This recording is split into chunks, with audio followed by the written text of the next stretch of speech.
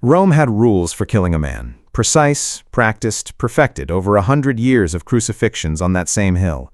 And in the final hour of the day, when the sun was dying and the Sabbath was about to begin, the soldiers came with iron bars to do the one thing that always happened at the end.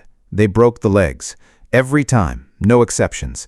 Except this time, they stopped. And in that one small act of stopping, an ancient prophecy written 1,000 years before, hidden in plain sight, sealed in the blood of a Passover lamb, silently closed itself around the body of a dead man on a cross. Nobody watching that day understood what they were witnessing, but heaven had been waiting for this moment since before the foundations of Egypt. If you love the Bible, Jesus, God, and the Christian faith, please subscribe. Now let's continue. To understand what happened on that hill, you have to go back, not just to that morning, not just to the trial, not even to the beginning of Jesus' ministry. You have to go back 14 centuries to a night in Egypt when a nation of slaves was told to do something strange. Take a lamb without blemish, a lamb in the prime of its life. Slaughter it at twilight, paint its blood on the doorposts, roast it whole, eat it in haste with your sandals on your feet and your staff in your hand, ready to run.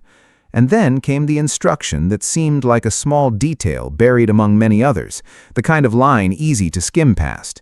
Do not break any of its bones, not one.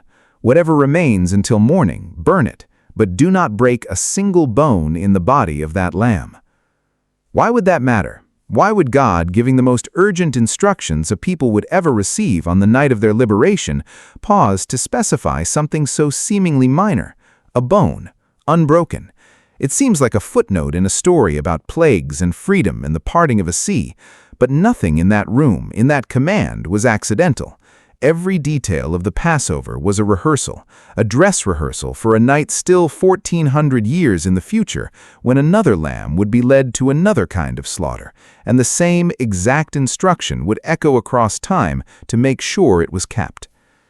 Fast forward. Centuries pass, kings rise and fall, prophets speak and are ignored, and in the middle of it all, a psalm is written, not a law, not a historical account, but a song, a prayer, aching with suffering, describing an execution that didn't even exist yet as a method, a psalm that describes hands and feet pierced, a psalm that describes bones you can count, stretched and displayed, out of joint, visible through pulled and tortured skin. And in the middle of that same psalm, almost as an aside, the same declaration returns. He keeps all his bones, not one of them is broken. The Passover lamb and the suffering figure in this ancient psalm are speaking the same language, centuries apart, pointing toward the same future event neither writer could have staged. Now, step into Jerusalem on the day it actually happened. It's Passover. Not a coincidence, it's the exact week when the temple courts are filled with the sound of thousands of lambs being slaughtered for the feast, their blood collected in basins, their bones instructed by the same ancient law to remain unbroken. Somewhere in the temple, in that very hour, priests are handling lambs by the thousands, careful, as commanded, never to break a bone. And on a hill just outside the city walls, 3 men hang on crosses. Crucifixion was Rome's answer to make an execution last as long and hurt as much as possible. A man crucified could linger for days, held upright by nails through wrists and feet, his own weight slowly suffocating him unless he pushed up with his legs to breathe. It was a horrific design, cruelty engineered with precision. And Rome had a way to end it early when they needed to. Crucifixion, the breaking of the legs. A soldier would swing a heavy iron club or mallet and shatter the leg bones of the condemned. Without legs to push against, the body would sag, the chest would collapse under its own weight, and suffocation would come within minutes. It wasn't mercy, it was expedience, and on this particular day, expedience mattered more than usual because the Jewish leaders did not want bodies hanging on crosses when the Sabbath began at sundown. So they went to the Roman governor and asked for the legs to be broken, to hasten the deaths so the bodies could be taken down before the holy day. The soldiers moved down the line. They came to the first man.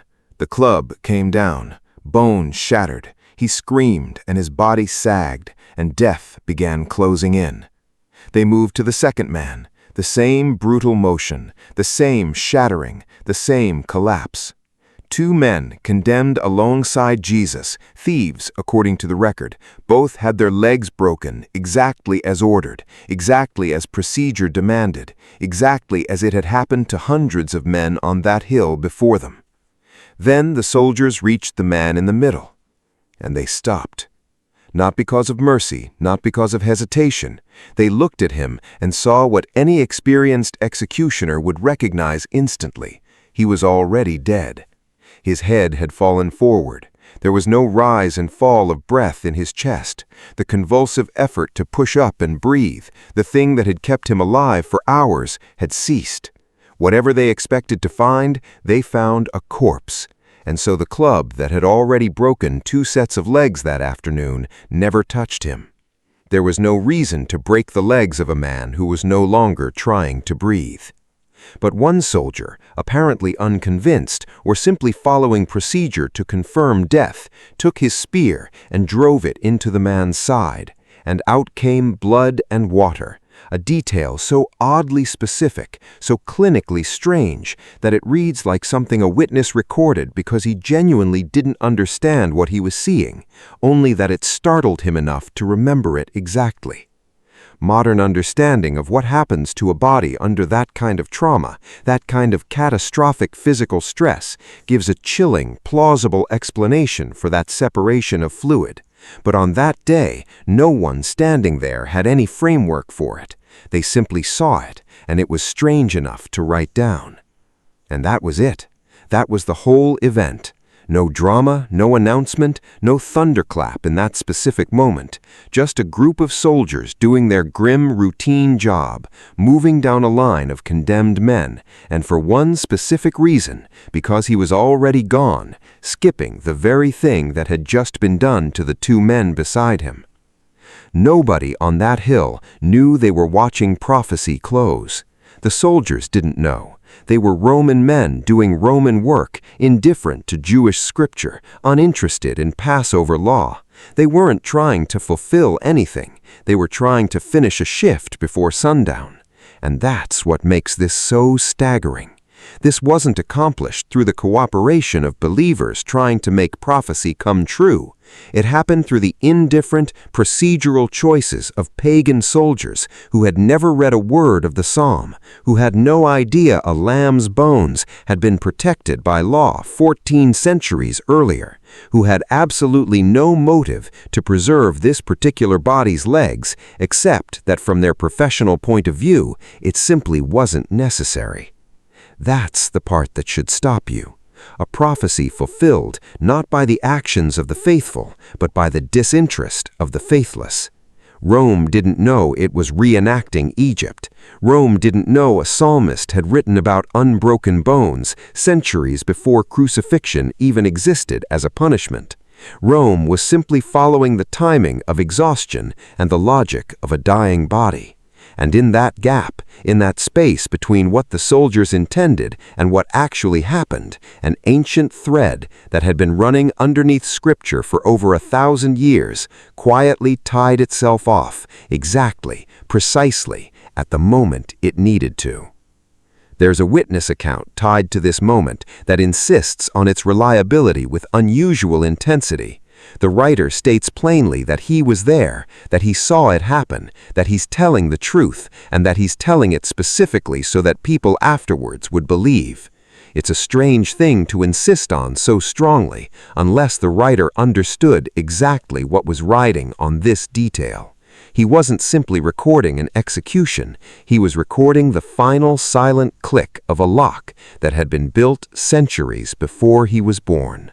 And there's a second layer to this same moment, one that runs in the opposite direction of the first. Where the bones were protected, the flesh was pierced. Another ancient prophecy, older still, spoke of people looking on someone they had pierced and mourning as though for an only child. 2 prophecies seemingly working against each other, one insisting on protection, unbroken, whole, undamaged, the other insisting on wounding, piercing, opened.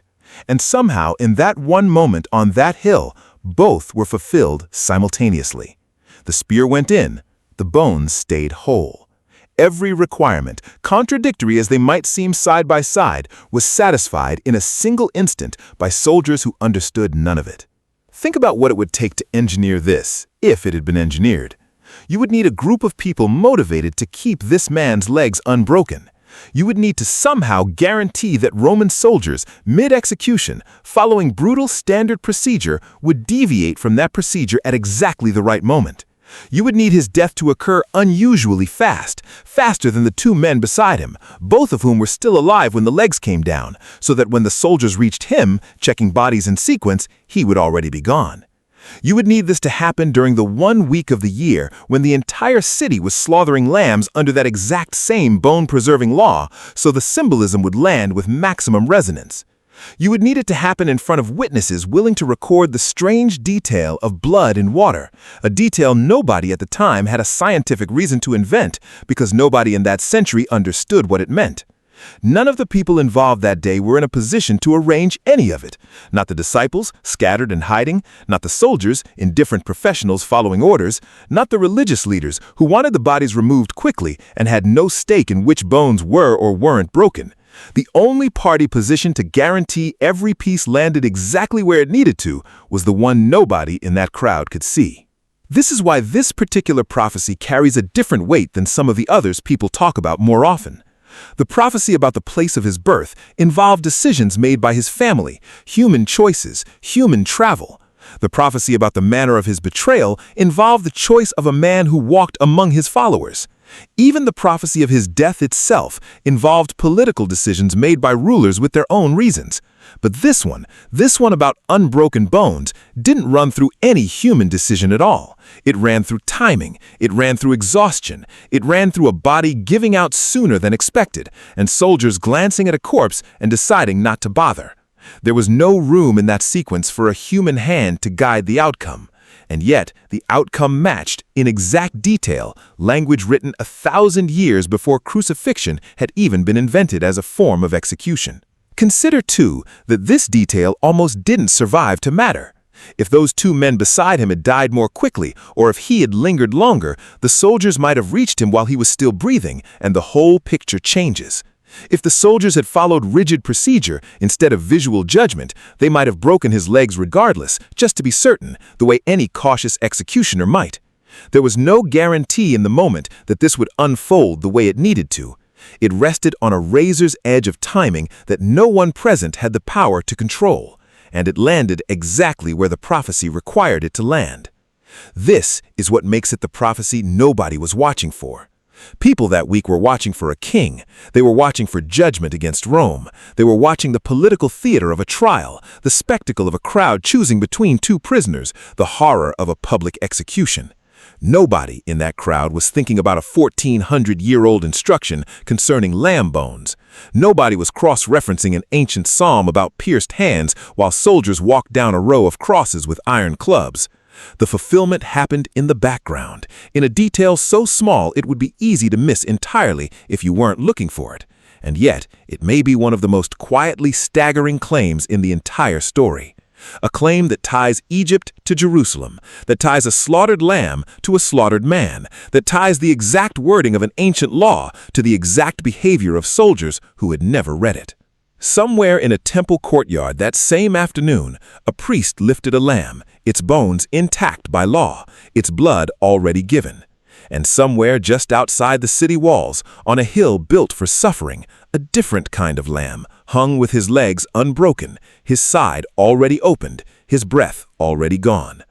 Two altars, one city, one law honored in both places on the same day for reasons the people at one altar understood completely and the people at the other altar didn't understand at all.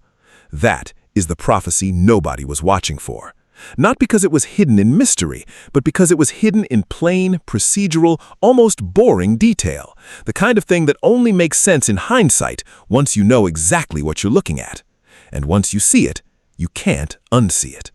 A command whispered into a moment 14 centuries earlier, waiting patiently through empires and exiles and generations for one afternoon, one hill, one exhausted body, and one small, unremarkable decision by soldiers who thought they were simply doing their job.